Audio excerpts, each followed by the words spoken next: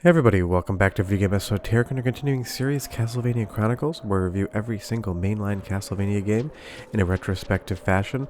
And of course, at some point in time, we had to get to it, and we are here. This is Castlevania Symphony of the Night. I know in my Rondo of Blood video, I said it was one of the best Castlevania games of all time, and this is the other side of the same coin. If Rondo of Blood is the best 2D Castlevania game ever made, then Symphony of the Night is the best 2D Metroidvania game ever made. And this is going to be a hard video to talk about because there's so much to show in Symphony of the Night. I really had to narrow down what I wanted to talk about, and I want to talk about the changes to the genre and just how important those were to the series moving forward. But right off the top, I remember when I first got this game growing up, I saw a Castlevania game on the shelf, and I absolutely had to buy it. I didn't even see previews for it. And what I didn't realize when I first started playing was that this is just a continuation of Castlevania Rondo of Blood. This is Maria, not Richter, but Symphony of the Night is basically the direct sequel to Rondo of Blood, and the beginning level of Symphony is literally just the end of Rondo. And it was only in later years that I actually discovered that when it was easy to play Rondo of Blood, and I found out that my favorite Castlevania game of all time had basically a prequel that was my other favorite Castlevania game of all time, and how often does that happen? But right off the top, I'm always impressed at just how well the developers at Konami were able to take the Castlevania formula, flip it on its head entirely as like an action role-playing game, and make it work perfectly, because within the first 5 minutes of the game, it is teaching you every new thing you need to know. And death takes your weapons away unless you glitch them, it can be done.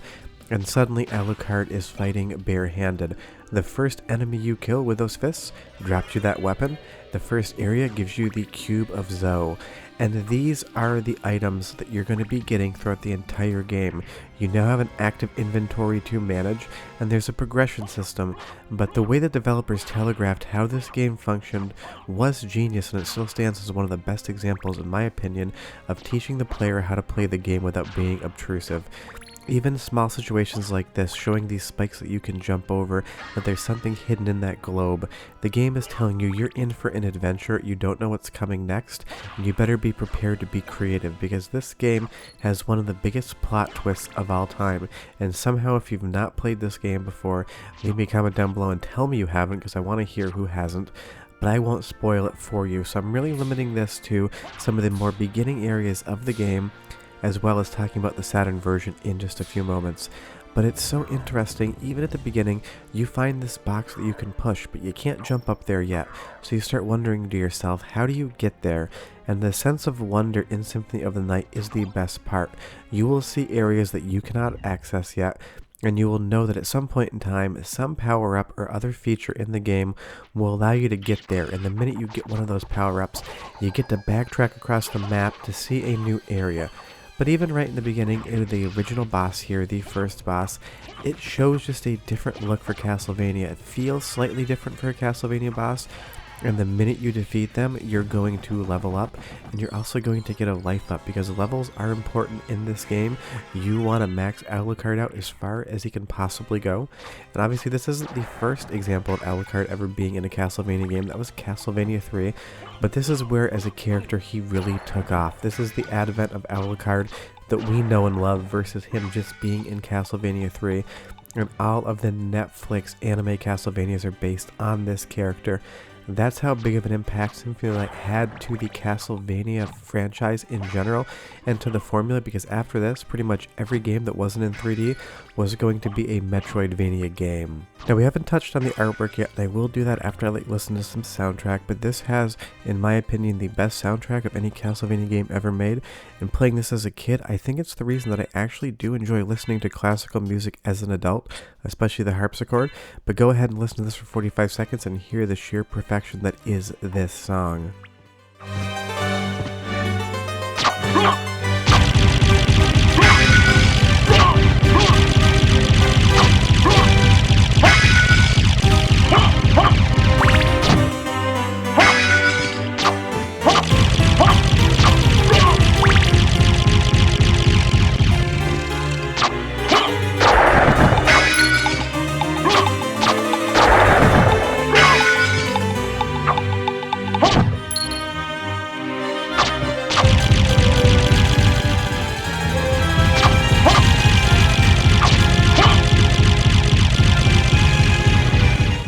absolute spectacular soundtrack from start to finish on Symphony of the Night, and graphically, like I said I would talk about, this game still impresses me to this day, because Castlevania had never looked this good. Sure, Rondo of Blood looks excellent, and so does Super Castlevania 4, but on the 32-bit PlayStation 1 hardware, this was just something we had never seen before. Now, I mentioned earlier that there is a Sega Saturn version of this game, and I have a fairly controversial opinion when I say I prefer that over the PlayStation 1 version if you play the patched ISO with the 4MB RAM expansion, because you will see here playing as Maria is not something that is possible in the original Symphony of the Night, but in the Saturn version it works, but you will see that dithering effect, and you do get new areas of the castle in the Saturn version. Are they as good as the main areas that Konami first developed? They're like 90% as good, but getting more Symphony of the Night is always spectacular, and if you are searching for this game, you want to search for Nocturne in the Moonlight.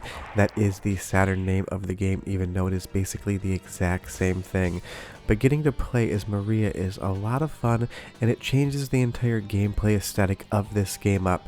If you've somehow never played it before, I highly recommend starting with the PlayStation 1 version and playing as Alucard, and then moving over to the Saturn version.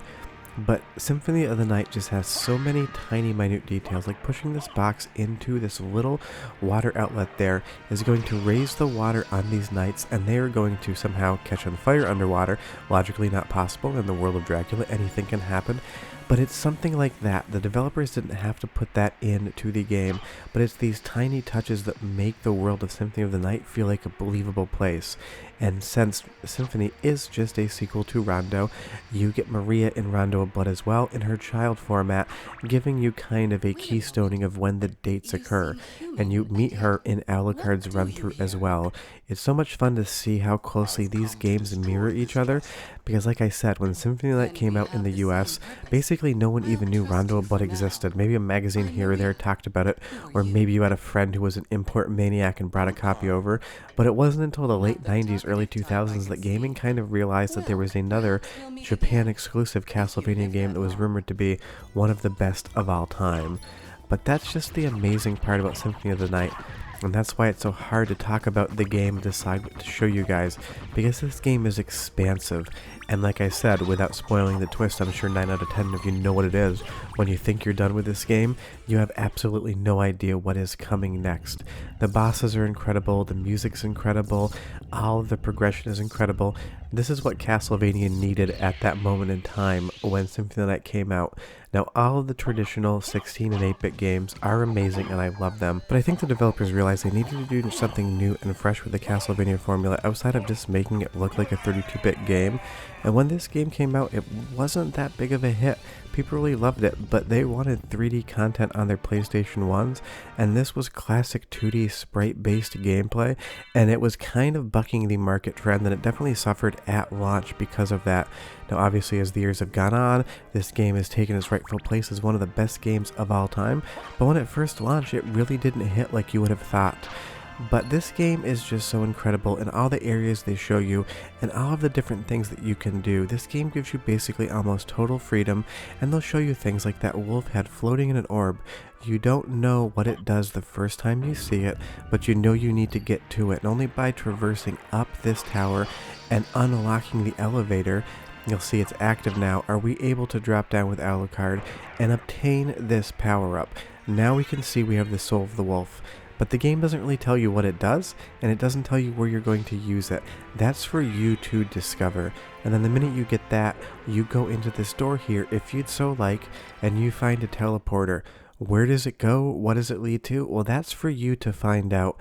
And suddenly, as you go through this teleporter, you end up in an area that looks very familiar. It's actually the starting area of the game. But even taking a look at the map briefly, you can see how expansive it is. And the sense of discovery that Symphony of the Night gives you is unlike any other game I've ever played outside of something like Super Metroid. But you'll see we unlock this pillar here, and suddenly we have another way to traverse the map. And that is the name of the game of Symphony of the Night. Discover, enjoy, and experience. This is a top 10 all-time favorite of mine. Leave me a comment down below and tell me where it ranks for you. But yeah, can't beat Symphony.